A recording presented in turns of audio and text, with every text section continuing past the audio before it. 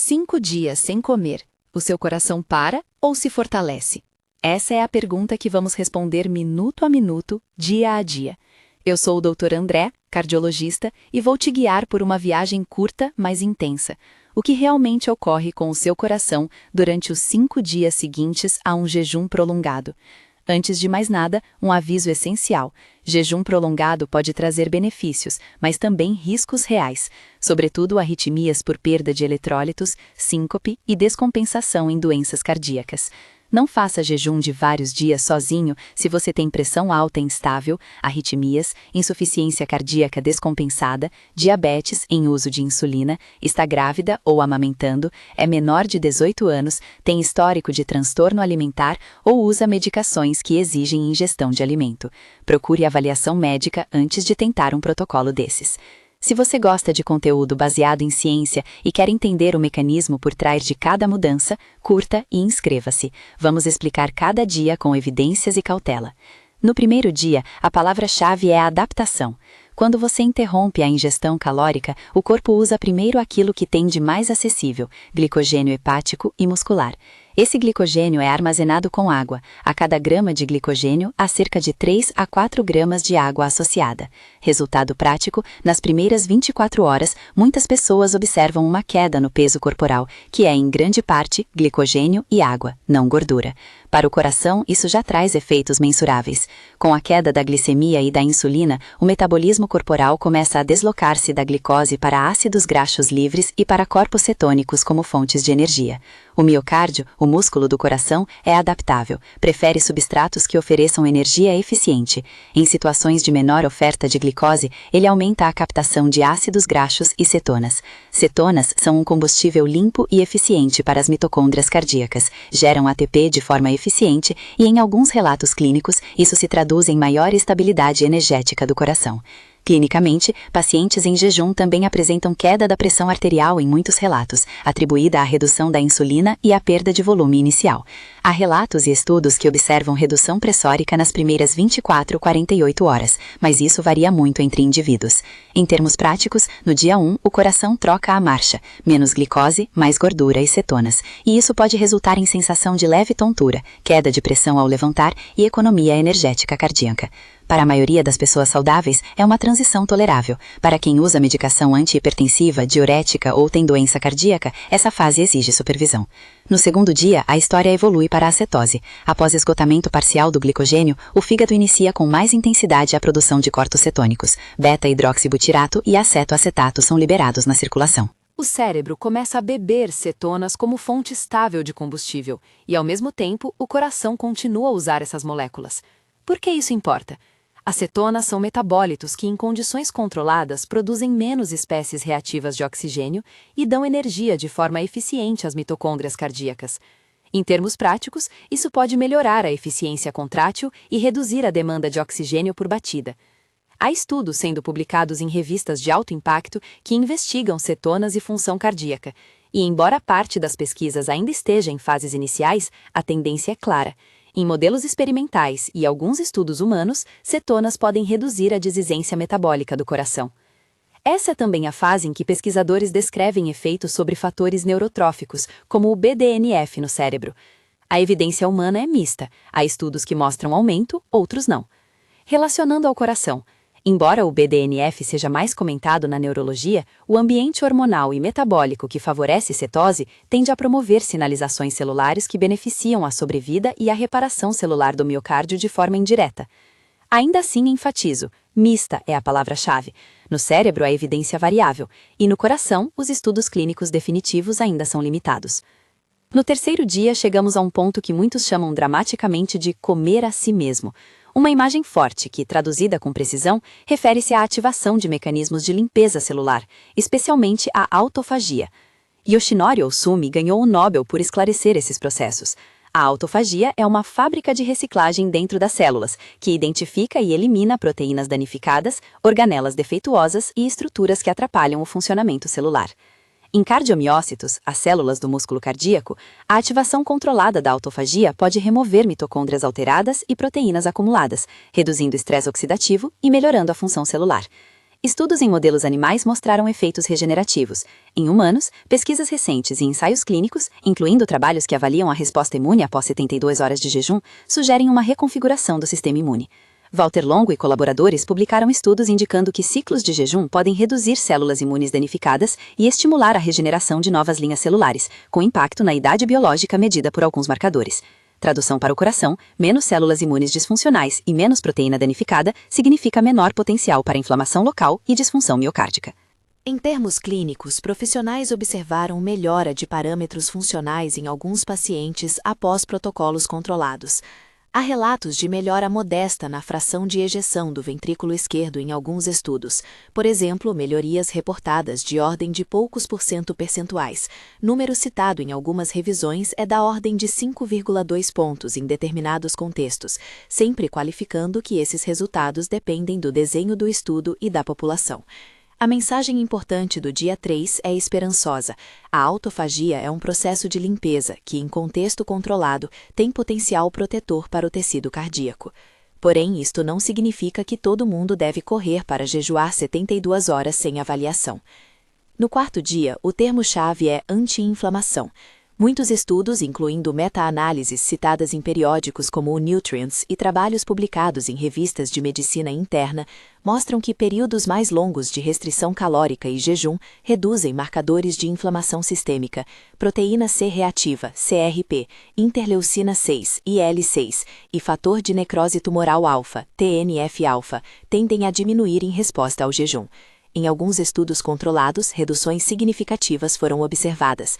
Há menções de quedas muito marcantes em CRP em protocolos específicos. Percentuais relatados em algumas análises chegam até cerca de 67% em contextos selecionados, mas sempre é preciso interpretar com cautela. Populações, tempos e métodos variam.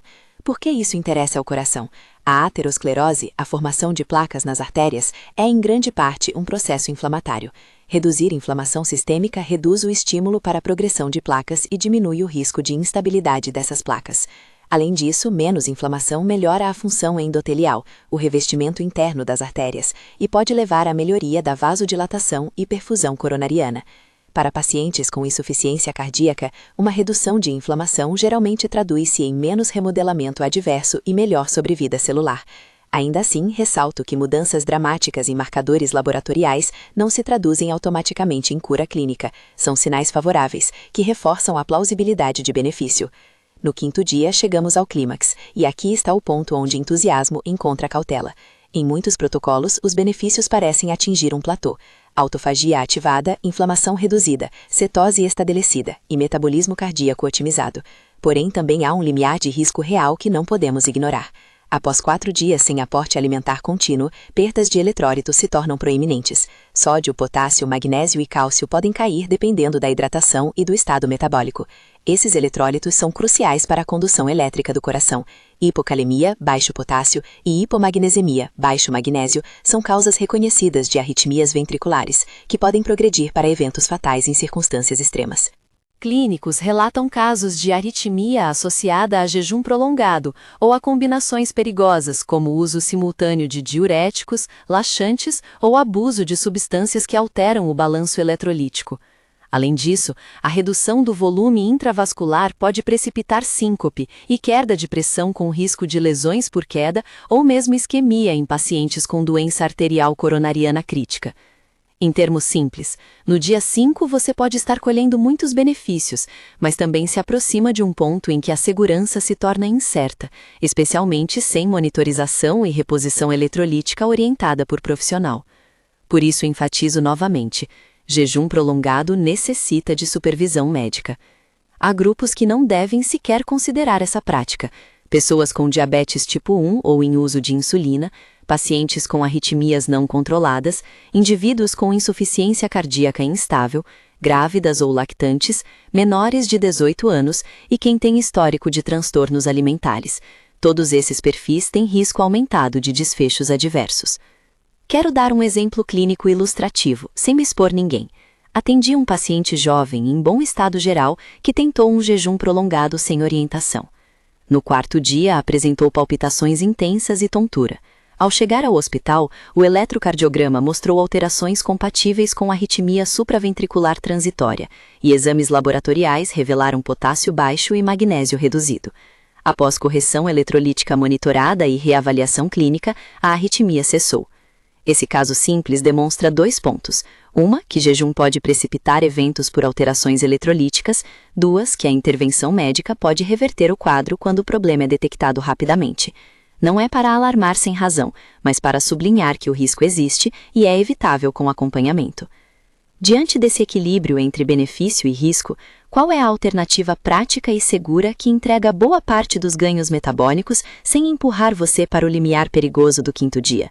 O jejum intermitente no formato 16/8. Esse protocolo consiste em limitar a janela de alimentação para cerca de 8 horas por dia e jejuar por 16 horas.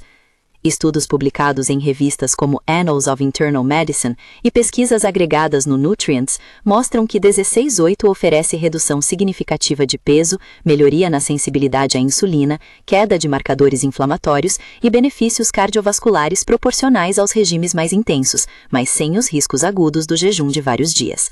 Em termos numéricos e práticos, trabalhos clínicos indicam que 16/8 pode fornecer algo como 70 a 80% dos benefícios metabólicos observados em protocolos prolongados, dependendo da adesão e do padrão alimentar durante a janela.